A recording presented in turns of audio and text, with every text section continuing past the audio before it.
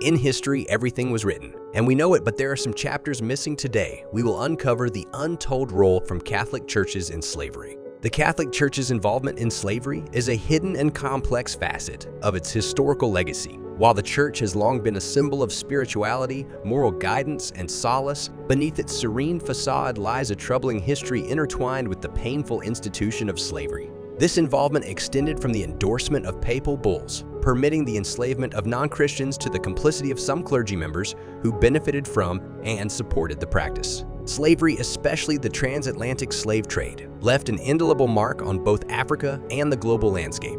This brutal chapter in history, spanning over 4 centuries, had far-reaching consequences that still resonate today. For Africa, the transatlantic slave trade was nothing short of catastrophic. It resulted in the forced abduction and transportation of an estimated 12 to 15 million Africans across the treacherous Atlantic Ocean. Families were torn apart, communities decimated, and untold suffering inflicted upon those who endured the harrowing Middle Passage. The continent witnessed a hemorrhage of its human resources, losing millions of its most able-bodied citizens, leading to social disruption, economic destabilization, and lasting scars on its cultural fabric. Beyond the grandiose architecture and soothing hymns lies a dark reality where economic interests, biblical misinterpretations, and fear of societal upheaval converge. The Church's complicity in one of humanity's gravest injustices raises questions about the collision between faith and exploitation. Stay tuned as we uncover the layers of this enigmatic narrative, shedding light on the forces that led religious institutions to a moral crossroads.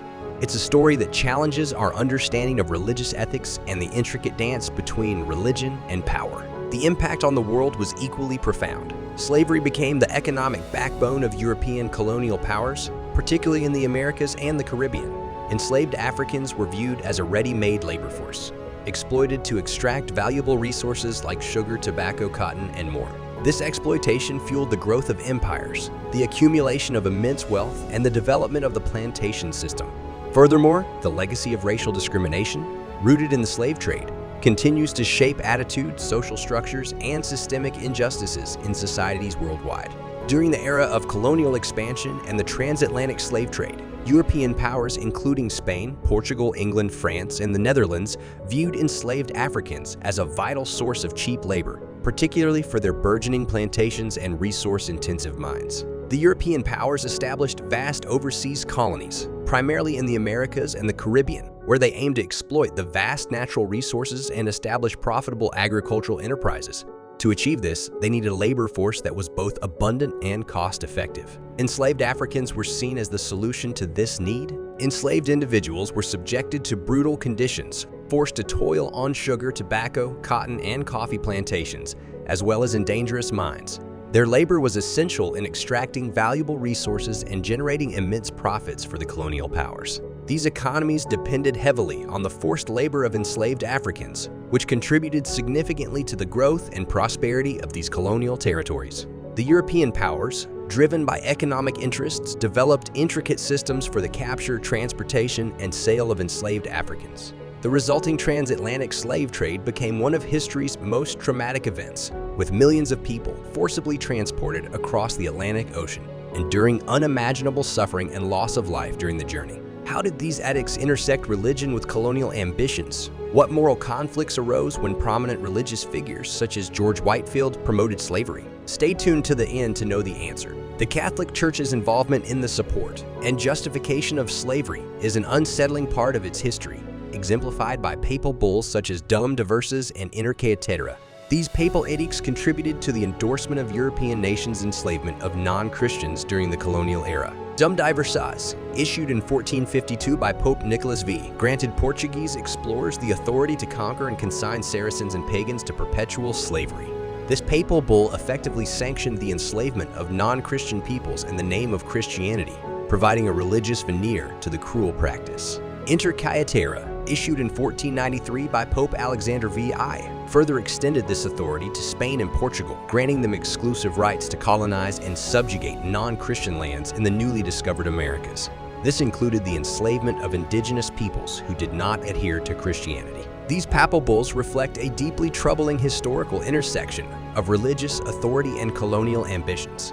They allowed European powers to exploit and subjugate entire populations based on religious affiliations, undermining the church's teachings of love, compassion, and justice. Despite their religious affiliations, some prominent religious leaders and figures like George Whitefield actively promoted and profited from slavery, highlighting the complex and morally conflicting nature of their involvement. George Whitefield, a renowned Anglican cleric and evangelist, played a significant role in sparking the Great Awakening of American evangelicalism. However, his legacy is tainted by his advocacy for the institution of slavery. Whitefield owned a plantation and enslaved individuals, viewing their labor as essential for funding his orphanages. This stark contradiction between his preaching of the gospel's truth and his endorsement of slavery raises profound questions about the moral integrity of religious figures during that era.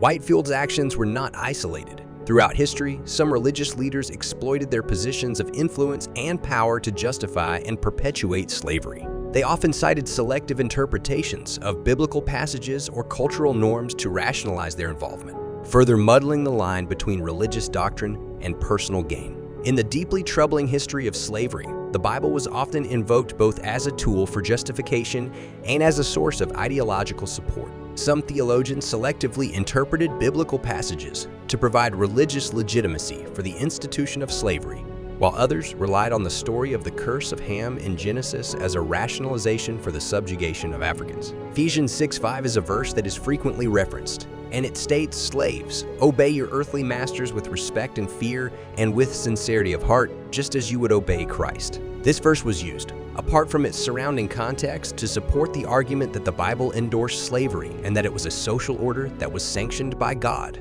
Nevertheless, the story of the curse that was placed on Ham in Genesis 9:18-27 is one of the most misunderstood passages in the Bible.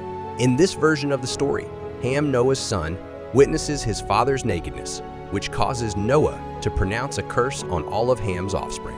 This verse was used to claim that Ham's descendants were destined to be slaves, and it became a foundation myth for justifying the enslavement of people of African heritage.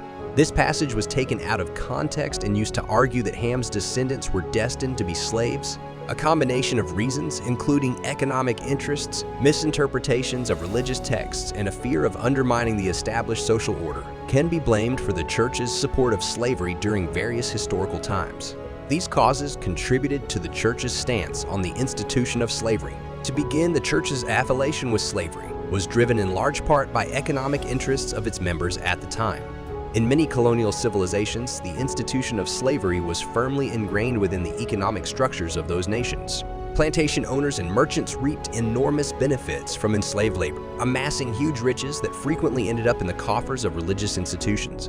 Enslaved Africans were forced to work on plantations and in commercial enterprises. The church was able to maintain its financial stability and develop thanks to gifts, grants, and even outright control of slave labor.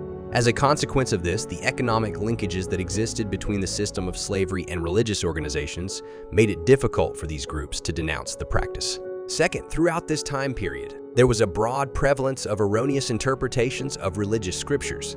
Some theologians and religious officials selectively read biblical texts to justify slavery by using verses that looked to condone the practice or perceiving Africans as descendants of Ham, who were cursed by Noah. Other theologians and religious leaders also viewed Africans as descendants of Adam and Eve, who were created in the image of God.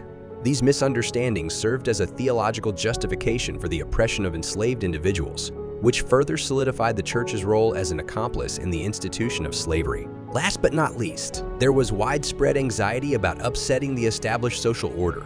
There were a lot of religious leaders who were reluctant to challenge the current quo because they were afraid of the potential backlash or social upheaval that would occur if they publicly challenged the prevalent system of slavery. This worry was especially apparent in countries such as the United States, where disagreements on slavery led to denominational splits and turmoil within Christian institutions.